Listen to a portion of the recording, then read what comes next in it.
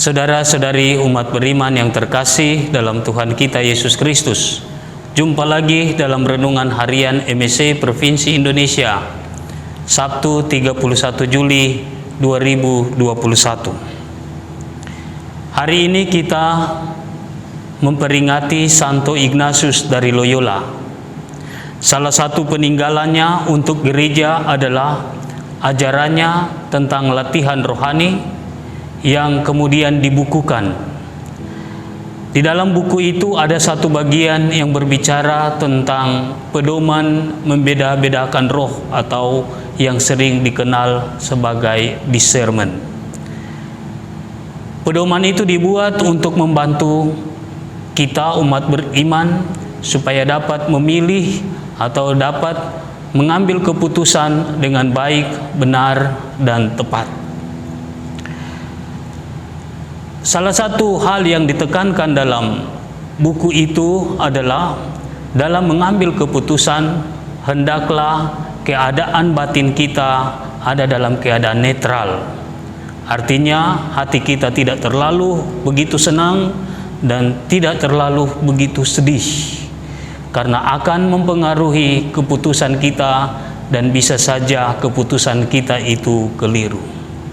Saudara-saudari umat beriman yang terkasih, Herodes dalam Injil yang hari ini kita dengarkan adalah salah satu contoh orang yang mengambil keputusan dengan keliru. Pada saat ulang tahunnya, hatinya penuh dengan sukacita, dengan begitu banyak tamu yang datang. Dan juga pada saat itu, ia dan para tamunya dihibur oleh anak Herodias yang menari dengan begitu bagus. Hal itu membuat Herodes cepat-cepat mengatakan kepada anak Herodias ini boleh meminta apa saja. Dan saat itu anak itu meminta kepala Yohanes Pembaptis. Herodes walaupun hatinya sedih, tetapi ia tetap mengambil keputusan untuk memenggal kepala Yohanes Pembaptis. Sehingga saudara-saudari umat beriman yang terkasih, ketika ia mendengar berita tentang Tuhan Yesus, hatinya kembali sedih karena mengingat akan kekilafannya dalam mengambil keputusan yang salah terhadap Yohanes Pembaptis. Saudara-saudari umat beriman yang terkasih, belajar dari ajaran Santo Ignatius Loyola dan juga keputusan yang diambil oleh Herodes, kita diajak untuk dari hari ke hari semakin jeli, semakin kritis dalam membangun iman kita kepada Tuhan Yesus.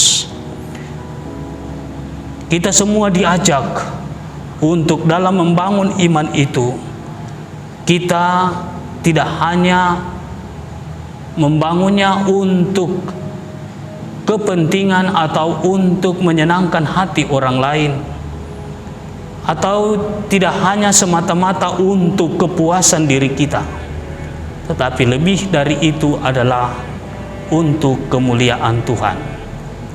Karena itu saudara-saudari umat beriman yang terkasih, mari dalam hidup kita sehari-hari kita buat sesuatu, kita membangun iman kita dengan sebuah penegasan iman yang lahir dari sebuah pertimbangan iman yang sejati, semua untuk kemuliaan Allah di surga.